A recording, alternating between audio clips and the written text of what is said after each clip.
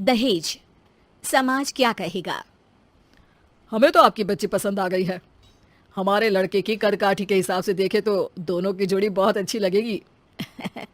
जैसा आप सही समझे। बेटा योगेश, तुम दोनों को अगर टाइम चाहिए तो आपस में अकेले में कुछ बात कर सकते हो, हम बाहर चले जाते हैं। जी पिताजी, जैसा आप कहें। योगेश और सविता को अकेले वक्त देकर सब वहां से चले जाते हैं। चाय कैसी लगी? चाय भी अच्छी लगी और आप भी। सच में? हाँ, मैंने तो फोटो देख के ही हाँ बोल दिया था।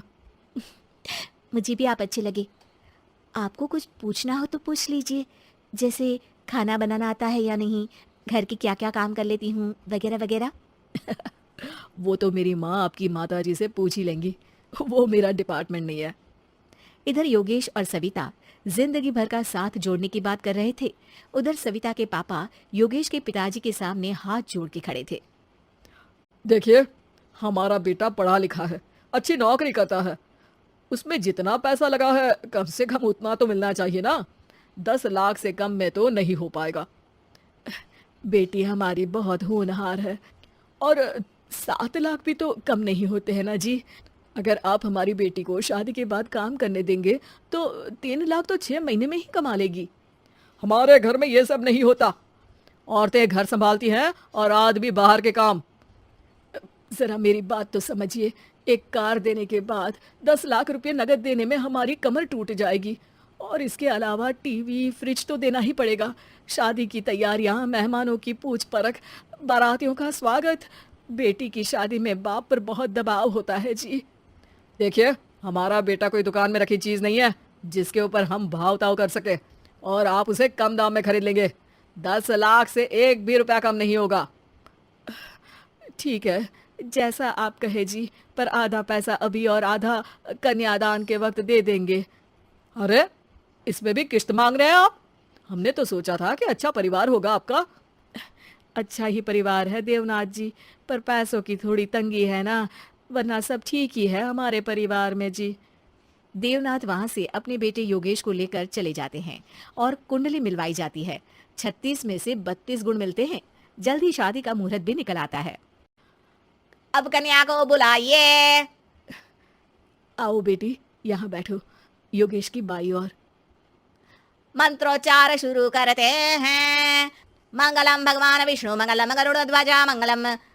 सविता के पापा सविता और योगेश के बीच में जाकर बैठ जाते हैं।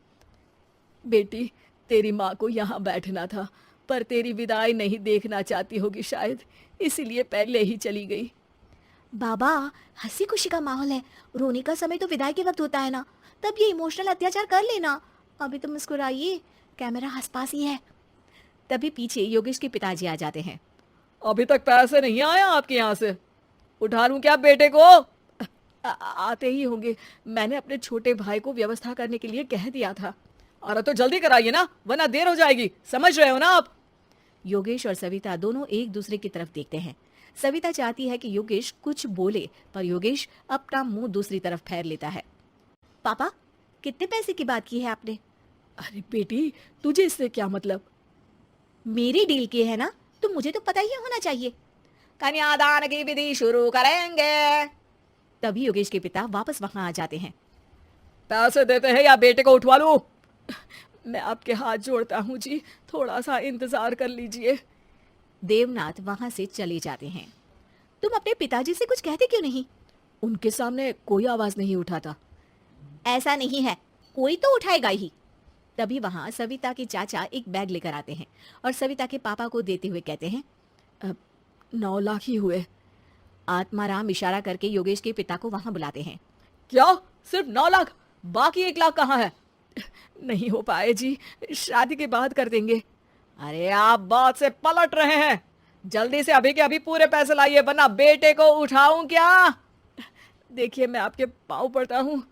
रुक जाइए पापा, रिश्ते हाथ पकड़कर जोड़े जाते हैं, पांव पकड़कर नहीं। बेटी तू चुप रह।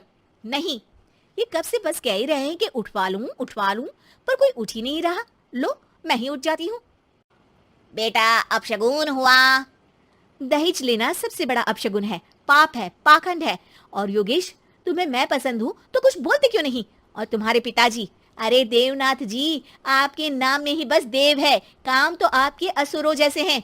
पर गलती आपकी नहीं, गलती मेरे पिताजी की है, जो आप जैसे लोगों को घर की दहलीज भी चढ़ने देते हैं। लेकिन एक बात साफ है, मैं आपके घर की दहलीज कभी नहीं चढ़ूंगी। अरे बेटा, समाज क्या कहेगा? यही कहेगा कि सविता के भीतर की माँ दुर्गा जाग गई थी, जिसने पापा के खिलाफ, गलत के खिलाफ आवाज उठाई। आसपास के लोगों ने जोरदार तालियां बजाई। समाज की तालियों से पता चला कि समाज क्या कहेगा। समाज ने सविता की बात को स्वीकार भी किया और उसको अपने सर आंखों पर भी बिठा लिया। सविता के पिता में हिम्मत जागी और उन्होंने कहा, देवनाथ जी, आप कह रहे थे ना बेटे को उठा लूं क्या? उठा लीजिए। हमारी बेटी को आपका लड़का पसंद नहीं है और हमें आप